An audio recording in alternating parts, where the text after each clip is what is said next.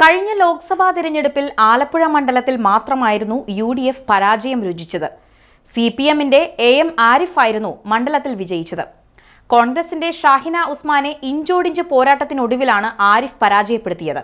ഇത്തവണ എന്തു വില കൊടുത്തും ആലപ്പുഴ തിരിച്ചുപിടിക്കണമെന്ന വാശിയിലാണ് കോൺഗ്രസ്. CPMനുള്ളിൽ വിഭാഗീയത ശക്തമായിക്കൊണ്ടിരിക്കുന്ന ആലപ്പുഴയിൽ വിജയസാധ്യത കാണുന്നുണ്ട് കോൺഗ്രസ്. മികച്ച സ്ഥാനാർത്ഥിയെ നിർത്തിയാൽ കാര്യങ്ങൾ എളുപ്പമാകും എന്ന് കോൺഗ്രസ് നേതൃത്വം വിലയിരുത്തുന്നു.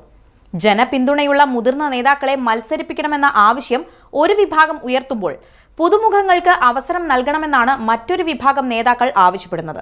AICC ജനറൽ സെക്രട്ടറി KC വേണുഗോപാലിന്റെ പേരാണ് മണ്ഡലത്തിൽ തുടക്കം മുതൽ ഉയർന്നു കേട്ടത്. എന്നാൽ സംഘടനാ ചുമതലയുള്ള KC മത്സരിച്ചാൽ രാജ്യത്തുടനീളമുള്ള പ്രചാരണത്തിൽ അദ്ദേഹത്തിന് പങ്കെടുക്കാൻ കഴിയില്ലെന്ന സാഹചര്യമുണ്ടാകും. രാഹുൽ ഗാന്ധിയുടെ ഭാരത് ജോഡോ യാത്രയുടെ മുഖ്യ സംഘാടകനായി പ്രവർത്തിച്ച KCയുടെ പ്രവർത്തനം കേരളത്തിൽ മാത്രം ഒതുങ്ങിപ്പോകുമെന്നതും ചർച്ച ചെയ്യപ്പെട്ടു. KC വേണുഗോപാലിനെ പോലെ ആലപ്പുഴയിൽ സ്വാധീനമുള്ള രമേശ് ചെന്നിത്തലയുടെ പേരും മത്സര രംഗത്തേക്ക് ഉയർന്നു കഴിഞ്ഞു. എന്നാൽ ഏറെക്കാലമായി പാർലമെന്ററി രംഗത്തുള്ള ചെന്നിത്തലയെ പോലുള്ളവർ മാറി നിന്ന് പുതുമുഖങ്ങൾ കടന്നു വരട്ടെ എന്ന നിലപാടും പാർട്ടിക്കുള്ളിലുണ്ട്. ഈ സാഹചര്യത്തിൽ കോൺഗ്രസുമായി അടുത്ത ബന്ധം പുലർത്തുന്ന നടൻ സിദ്ദിഖിന്റെ പേര് പരിഗണനാ പട്ടികയിൽ ഇടം പിടിച്ചു. സിനിമാ മേഖലയിൽ നിന്നുള്ളവരെ ഇടതുപക്ഷവും BJPയും രംഗത്തിറക്കുമ്പോൾ കോൺഗ്രസിന് വലിയ പ്രതീക്ഷ നൽകുന്ന മത്സരാർത്ഥി സിദ്ദിഖാണ്. താരപരിവേഷത്തിനപ്പുറം മണ്ഡലത്തിലെ മതസാമുദായിക സമവാക്യങ്ങൾക്ക് യോജിച്ച വ്യക്തിയാണ് സിദ്ദിഖ് എന്ന് കോൺഗ്രസ് നേതൃത്വം വിലയിരുത്തുന്നു. എന്നാൽ കോൺഗ്രസിന്റെ സ്ഥാനാർത്ഥിയാകുമെന്ന പ്രചാരണം തള്ളി സിദ്ദിഖ് രംഗത്ത് വന്നിരുന്നു.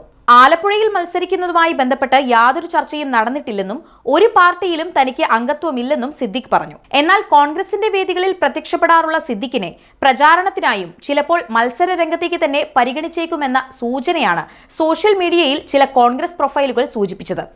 മുൻ DCC പ്രസിഡന്റ് AA ഷുക്കൂർ, യുവ നേതാവ് BRM ഷഫീർ എന്നിവരുടെ പേരുകളും ഉയർന്നു വന്നിട്ടുണ്ട്.